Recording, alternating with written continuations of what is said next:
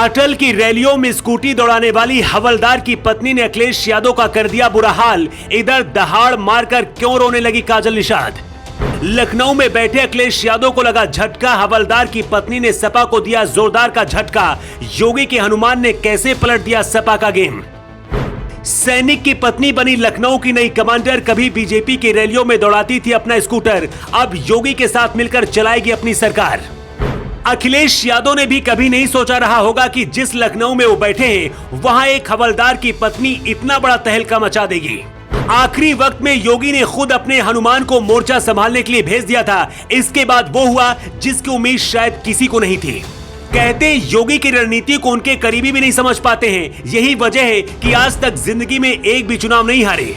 योगी ने ऐलान किया था कि इस बार यूपी में ट्रिपल इंजन की सरकार बनेगी और वही हुआ। लेकिन जिस लखनऊ में खुद योगी रहते हैं वहां की छोटी सरकार चलाने के लिए एक हवलदार की पत्नी को मैदान में उतारा। सपा को लगा था कि बहुत ही आसानी से उसे उखाड़कर फेंक देंगे, लेकिन बीजेपी की रैलियों में अपनी स्कूटी दौड़ाने वाली हवलदार की पत्नी जब लौटी तो सपा के अंदर खलबली मच गई। बीजेपी की रैलियों में स्कूटर दौड़ाने वाली ये महिला कैसे लखनऊ की मेयर बन गई और योगी के हनुमान ने आखिरी के 2 दिन में कैसे अपनी रणनीति बदली, ये भी बताएंगे। लेकिन उससे पहले आपको बताते हैं कि आखिर अखिलेश यादव की चहेती काजल निषाद दहाड़ मारकर क्यों रोने लगी। काजल निषाद को अखिलेश यादव ने गोरखपुर से मेयर का टिकट देकर मैदान में उतारा था। गोरखपुर में निषाद वोटर ज्यादा हैं और ये इलाका योगी आदित्यनाथ का गढ़ है। अखिलेश यादव को लग रहा था कि काजल निषाद जातिगत वोटों की वजह से जीत जाएंगी, लेकिन ऐसा नहीं हुआ। काजल निषाद बुरी तरह से चुनाव हार गई। भोजपुरी अभिनेत्री काजल निषाद अपनी हार को बर्दाश्त नहीं कर पाई और जोर जोर से दहाड़ मारकर रोने लगी। काजल निषाद का कहना है कि दोबारा से काउंटिंग कराई जाए, मैंने बहुत मेहनत की है, बीजेपी धांधली करके चुनाव जीती है।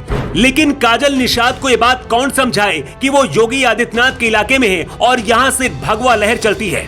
काजल निषाद ने आत्मदाह की भी चेतावनी दी है। खैर, लौटते हैं लखनऊ में और बताते हैं कि आखिर हवलदार की पत्नी कैसे लखनऊ मेयर चुनाव की कमांडर बन गई।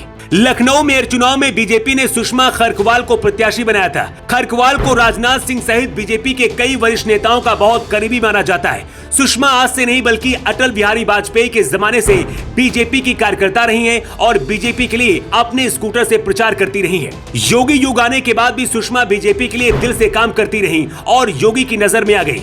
योगी ने लखनऊ से मेयर का टिकट दिया, लेकिन इसके बाद भी सपा टक्कर देती दिख रही थी। ऐसे में योगी आदित्यनाथ ने सुषमा खरकवाल के साथ उप मुख्यमंत्री ब्रजेश पाठक को मोर्चा संभालने का आदेश दिया था। उप मुख्यमंत्री ब्रजेश पाठक ने लखनऊ व्यापार मंडल सहित और भी कई संगठनों के साथ मिलकर कई वादे किए और चुनाव का पूरा रुख बीजेपी की तरफ पलट दिया था। अखिलेश यादव लखनऊ में बैठकर भी ये सीट नहीं बचा पाए और इस तरह से एक हवलदार की पत्नी लखनऊ की नई मेयर बन गई। सुषमा खरकवाल के सामने सपा ने बंदा मिश्रा को और मायावती ने शाहीन बानो को मुकाबले में उतारा था, लेकिन ब्रजेश पाठक की रणनीति और सुषमा खरकवाल की मेहनत के आगे सपा बसपा का सुपड़ा साफ हो गया। बीजेपी ने यूपी की सभी 17 मेयर की सीटों पर जीत हासिल की है। आने वाले चुनाव के लिए ये बाकी पार्टियों के लिए बहुत बड़ा झटका है। वैसे आपको क्या लगता है, 2024 के चुनाव के लिए क्या सपा बसपा को अब अपनी रणनीति बदलनी चाहिए? अपनी राय आप कमेंट बॉक्स पर लिखकर जरूर बताएं। योगी के लिए ब्यूरो रिपोर्ट।